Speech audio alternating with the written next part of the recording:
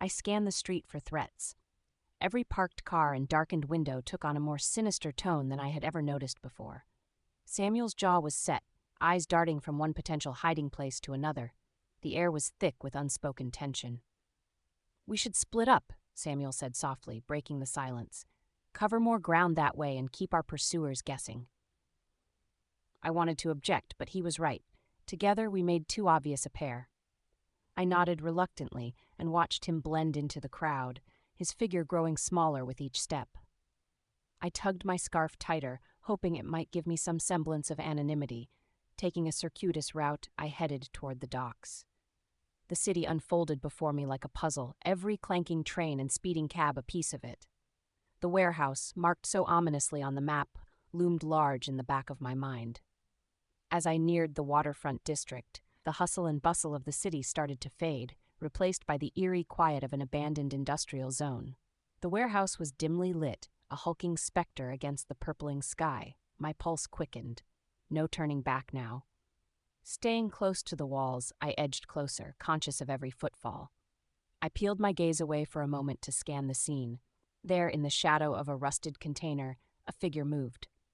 Was it Rory or someone else? Heart-pounding. I reached into my coat pocket and wrapped my fingers around the small flashlight Samuel had given me. My breath misted in front of me, and I bit my lip to keep from making a sound. The door to the warehouse creaked open slightly. I slipped inside, eyes straining in the dark to make out the faintest shapes and movements. Heavy silence greeted me, broken only by the distant drip of water and the gnawing echo of my own racing thoughts. "Lydia?" A voice hissed from the darkness. I froze, my heart leaping into my throat. It was Samuel.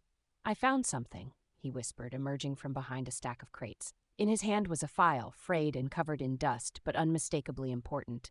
We exchanged a determined look. Rory's trail was hot, and we were closing in. Ignoring every protest from my nerves, I knew we couldn't stop now. Our answers, and possibly Rory, were mere steps away. Samuel handed me the file, his eyes glinting with urgency. I flipped it open, scanning the pages. The documents inside revealed a tangled web of illicit transactions and coded messages, all leading back to Rory. The weight of our discovery pressed heavily on my shoulders.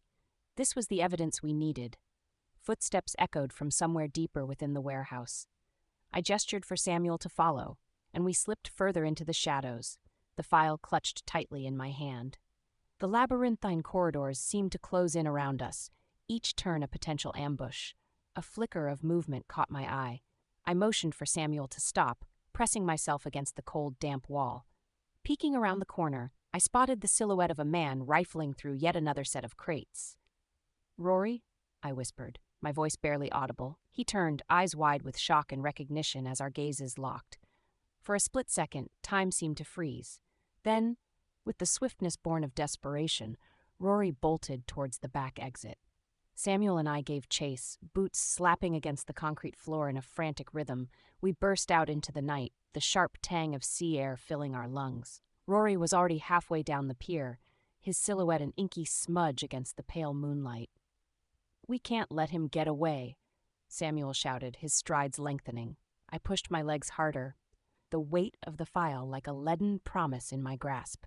Just a few more steps, and Samuel lunged, catching Rory by the arm. They tumbled to the ground, flailing. I arrived, panting, and helped subdue Rory. "We've got you," I said, breathless but resolute. "This ends now."